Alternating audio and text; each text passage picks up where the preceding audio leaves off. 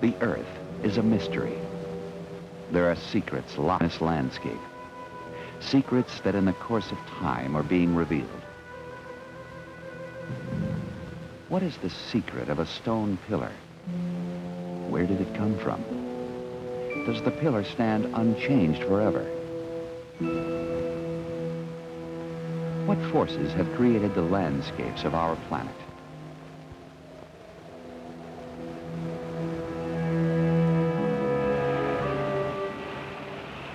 The waters of the sea conceal most of the Earth's surface. What discoveries are waiting to be made on the ocean floor? Through eons of time, waves have battered the land's edge. How do these waters shape and change the face of our planet? Powerful forces are constantly at work, destroying old landscapes and creating new ones.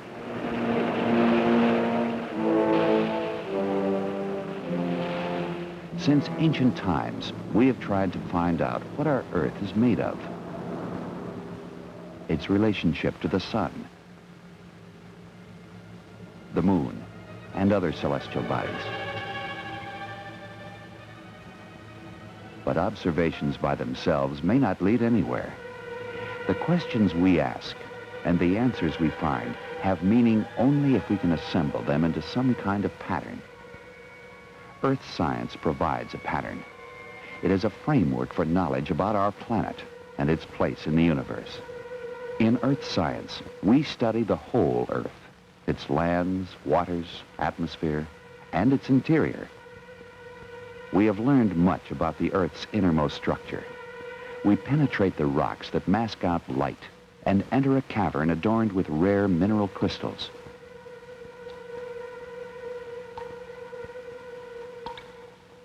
All rocks are made of minerals. Why are these mineral crystals so large? Most crystals are tiny, but these grew unobstructed in a cavity filled with liquid. So they are massive and have regular geometric shapes.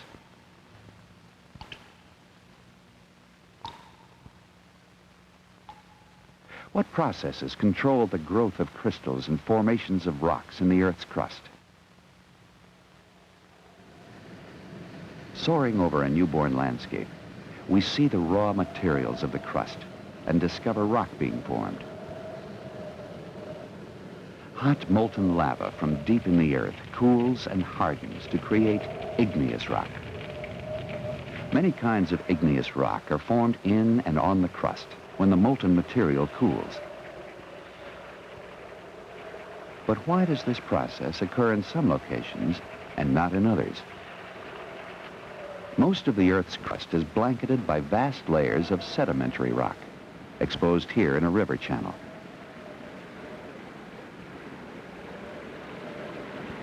Sedimentary rock consists of layers of sediment deposited by wind and water. Metamorphic rock is rock that has been changed. It was once igneous or sedimentary rock, but its structure and mineral composition has been altered by great heat and pressure. These conditions do not occur on the Earth's surface.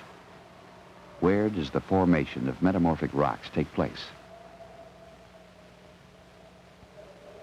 More questions arise as we explore rugged landscapes to find out how the Earth's rocks are being sculpted and shaped. What powerful forces of erosion have polished these granite peaks and gouged out this wide valley? The valley was carved by a glacier. During past ice ages, glaciers covered vast areas on all continents. They appear to be motionless. But time-lapse photography shows this glacier is slowly moving. The ice carries along rock fragments that grind and carve the valley floor, eroding the landscape. We still wonder what caused the ice ages. Why did glaciers form and then recede several times? Is a new ice age coming? Earth materials are eroded and transported by water,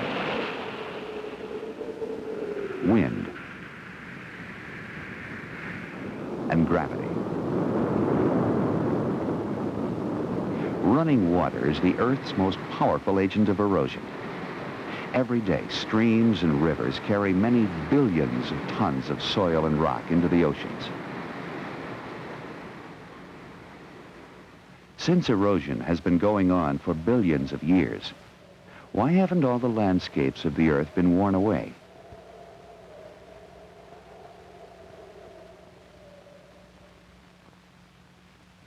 Why do we still have mountains? Does the Earth's crust rise and fall? These mountains, composed of sedimentary rocks, have not always been here. Clues can be found suggesting how the mountains were formed and what the landscape was like millions of years ago. Fossils in the rocks show that this area was once an ocean floor. The seafloor was uplifted over millions of years, and now these fossils are on top of a mountain. Movements in the Earth's crust may also occur over very short periods of time. This temple in Italy was built on dry land by the ancient Romans. In the course of several hundred years, the land sank and the temple was flooded. But water lines on the pillars show that the land has since risen.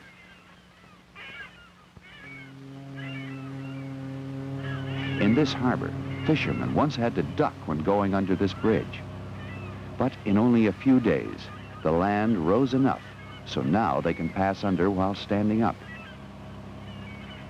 These movements of the Earth's crust are unusually fast because they occur in a matter of days and weeks. In other places, there are even faster, more violent motions. Earthquakes. During an earthquake, bridges collapse. Buildings are destroyed. People are killed and injured. Railroad tracks are twisted and distorted. This destruction is caused by wild shaking of the Earth's crust. What forces are responsible for these violent movements? Why do earthquakes occur? With the expanding growth of cities, our understanding of Earth movements becomes critical. To reduce future damage, geologists attempt to find ways of predicting earthquakes. They discovered that these tremors occurred near a fault, a break in the Earth's crust. Immediately after the quake, a geologist monitors instruments that measure Earth movements near the fault. A seismograph shows tremors called aftershocks, continuing for several days after the main shock. Slow movements along a nearby fault line are measured using highly accurate instruments, including lasers. These measurements show that the Earth has moved horizontally and vertically on either side of the fault. Here, fault movements have caused the direct course of this river channel to be offset.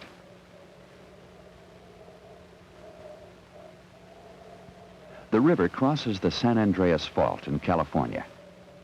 The offset shows the horizontal displacement of land on both sides of the fault, movement that probably took place during past earthquakes. The fault marks the edges of two immense segments of the Earth's crust called plates, which are slowly grinding past one another. At some locations where plates are in contact, there is volcanic activity. New crust is being created as molten rock oozes up from deep within the Earth. One place where this happens is along the mid-Atlantic ridge.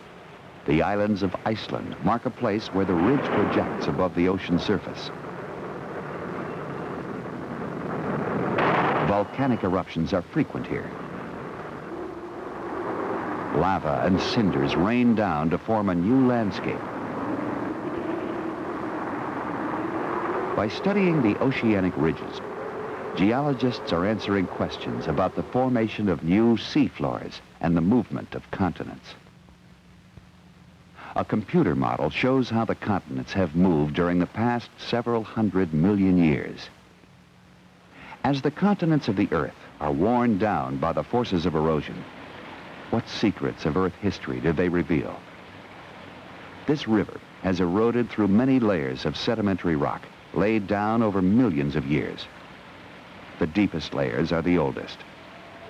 As we move upward, we move ahead in time to the present day. So the layers are like a calendar going back eons and eons, recording our planet's geologic past.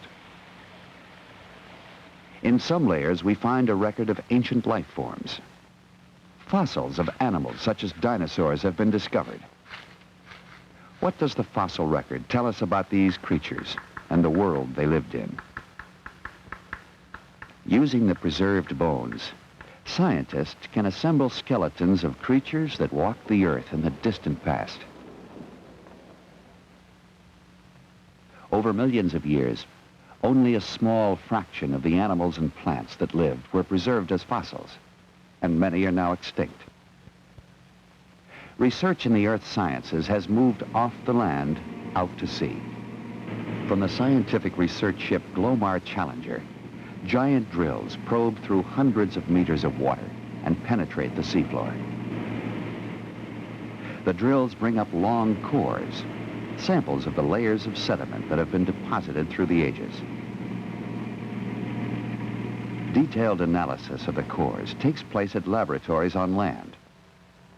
Here, at the Scripps Institute of Oceanography at La Jolla, California, thousands of cores from all the oceans of the world are available for study.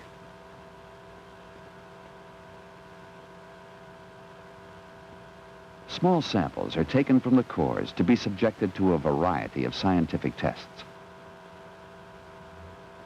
The electron microscope is used to identify details of fossil animals too small to be seen under ordinary microscopes. These fossils provide information on past climates and conditions in the oceans. By studying the cores, oceanographers seek answers to many questions. What plants and animals lived in the past? How did the ocean basins form? How long did the ice ages last? Where can mineral resources be found? The search for mineral resources goes on in many remote parts of the world. Which deposits are large enough to be economically mined? The answers come from knowledge gained through the disciplines of earth science. In a laboratory, rock samples can be analyzed to determine their exact mineral content. From these data, geologists can estimate the value of a mineral deposit. In the past, vast supplies of metals and other minerals were readily available. Now, however, many of the easily mined deposits have been exhausted. Dwindling supplies of natural fuels such as coal, oil, and natural gas are an international concern as the earth sciences move toward the 21st century. Exploration for petroleum and coal continues, but the big question remains: are we running out?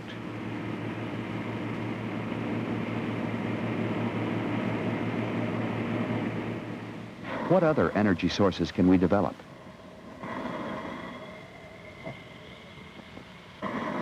Uranium ore, when processed, can yield enormous amounts of energy. Nuclear reactors use the uranium as fuel to produce electricity. But this resource is scarce and expensive. Solar energy is now being used to heat buildings and to produce electricity. And the wind can supply some energy needs. Full development of these and other sources are projects for the future. Study of the atmosphere, weather, and climate is another important aspect of earth science. Changes in our weather come from moist, warm air masses meeting others that are cool and dry. Every day, warm and cold fronts moving across the continent bring weather variations. The changes may be violent. Tornadoes can result from severe clashes between hot and cold air masses. These storms are among the most powerful and destructive forces on Earth.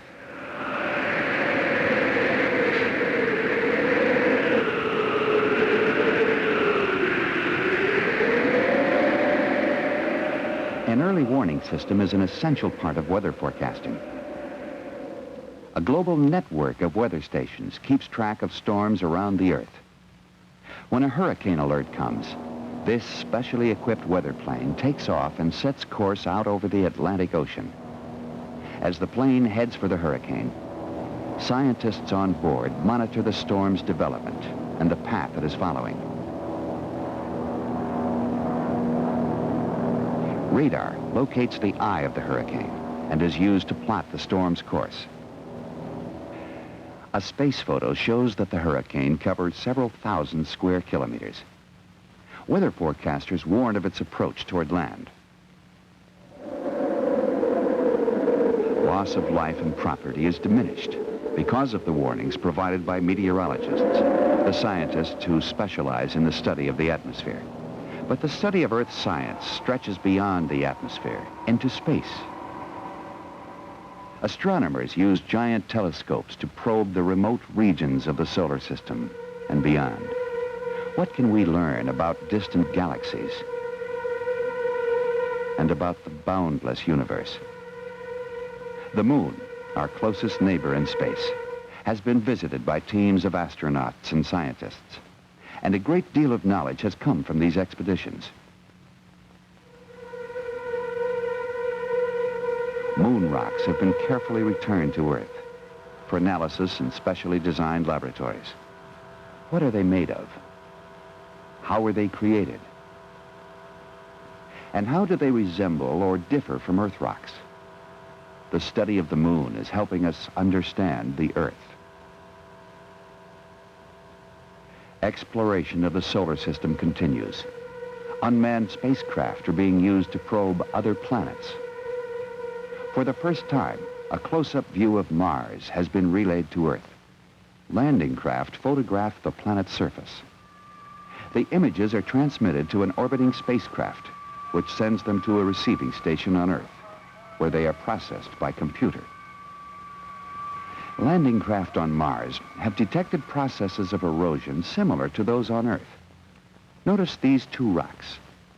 A photograph of the same spot taken later shows only one rock. The other has been covered by wind-blown soil. Hundreds of thousands of images of other planets have been returned to Earth, and from them we have gathered enormous amounts of new information. One by one, we are mapping the other planets of the solar system. From neighboring planets, our explorations move deeper and deeper into space as we search for new knowledge about the universe and our place in it. By investigating, observing, and interpreting, we develop new understandings and raise fascinating new questions. The more we know about the universe, the better we understand the Earth. And the better we understand the Earth, the better we understand ourselves.